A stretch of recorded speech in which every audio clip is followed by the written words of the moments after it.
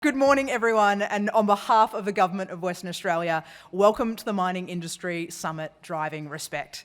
My name is Holly Ransom, and I am thrilled to be your Master of Ceremonies today as we delve into these important conversations together. We have a lot to get through over the course of today. It's going to be a big agenda, and we know we can't cover everything in the course of a couple of hours. But we do hope today that we can learn from, inspire one another, to drive cultural change right across the mining sector and eliminate inappropriate behaviour from West Australian workplaces. I want to continue our welcomes by making some formal acknowledgements of some people we have here in the room today. The Honourable Roger Cook, MLA, Premier of Western Australia. The Honourable Sue Ellery, MLC, Minister for Women's Interests. The Honourable Bill Johnson, MLA, Minister for Industrial Relations. Libby Medham, MLA, the member for VAS and the chair of the Parliamentary Inquiry into Sexual Harassment Against Women in the FIFO mining industry. Richard Sellers, the Director General of the Department of Mines, Industry, Regulation and Safety. Mike Rowe, the Director General of Department of Communities. Dr. John Byrne, AM, WA Equal Opportunity Commissioner. Darren Kavanagh, WorkSafe Commissioner. Owen Whittle, the Secretary of Unions WA. Rebecca Tompkinson, CEO of the Chamber of Minerals and Energy, Western Australia. Warren Pearce, the CEO of the Association of Mining and Exploration Companies. And I will add, I'll make more formal introductions later, but I will acknowledge our three esteemed keynote speakers who will join us over the proceedings today. Kate Jenkins, AO, the former Sex Discrimination Commissioner, Professor Sharon Parker from the Centre for Transformative Work Design, and Dr. Dean Laplong from Factive Consulting. Can you join me in making all of our guests feel welcome?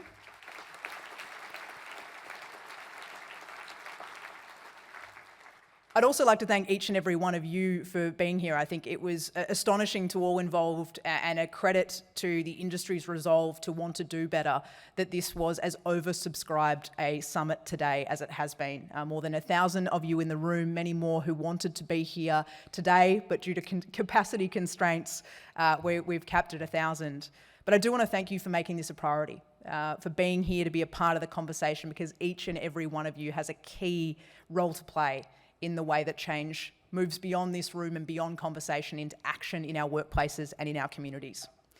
When I was thinking about today, I was thinking about the fact that certainly for me, and I'm sure for many of you in the room, you'll resonate with the fact that what we're going to talk about today is sort of equal parts personal and professional. I grew up in this great state. The mining industry gave me my first real job. And now that my work involves getting to work with organisations all around the world in developing leadership capacity and high-performing cultures.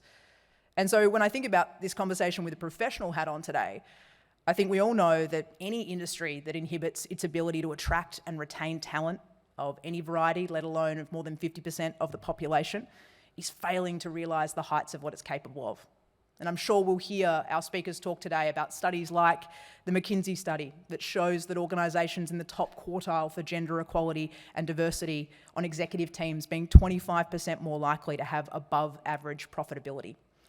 By contrast, adding on to that, with companies with more than 30% female executives are much more likely to outperform companies that don't have such diverse representation in their executive leadership. But increasingly, our conversations are also shifting not just from the diversity side of things, but moving into inclusion. Many of you have probably followed some of the work that's come out at Google around a study called Project Aristotle, which is still the largest study of high-performing teams that's ever taken place in a workplace setting. And what was really interesting about that study is they went in with a hypothesis seeking to understand effectively what are the 11 secret herbs and spices of high-performing teams. And if we can work it out and distill it down into that, can we sprinkle it over every team in our organisation, make everyone high-performing? And the hypothesis was more that it was going to be about management structure, operational approach. There might be a particular set of ways that leaders who were leading high-performing teams operated. What was interesting is it came down to 5 cultural traits. But they went a step further in the study and they actually said, it's not just about these 5. In fact, number 1 matters so much that even if you have quality 2, 3, 4, and 5, if you do not have number 1, you cannot get high performance.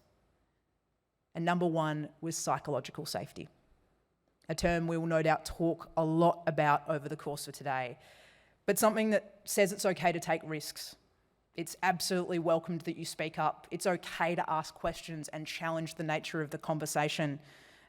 It's okay to be exactly who you are and show up in exactly that form. And what's interesting, when you compare that research with Dr. Amy Edmondson out of Harvard, we see a really important overlap with the role that psychological safety plays in diversity and inclusion. Dr. Edmondson's research, and this is the researcher who actually coined this term in the 1990s, studying high-performing surgical teams, so in a different technical operating environment. And what her work shows that if you have a homogenous team and you have a diverse team, in the absence of psychological safety, a homogenous team will outperform a diverse team. When you add psychological safety into the mix, it will outperform a homogenous team every day of the week by significant performance margins. And so we've got two important parts to our conversation today. We need to talk about how do we encourage more diversity into the industry, but we also, importantly, and I think it speaks to a lot of what was in the report, need to create the conditions for that diversity to thrive and be enabled to show up and bring the diverse contributions, the challenging conversations, the provocative questions, the can we do better type of agitation that we know leads to high performance. For many reasons and more, this is, for me, why this conversation we're going to have today is professional. But I also think it's deeply personal. My 93-year-old grandmother, Dorothy, who lives 4.5 hours south from here in Denmark in Western Australia, taught me many, many years ago, and has taught me many times again over the years, that when you walk past something, you tell the world it's okay.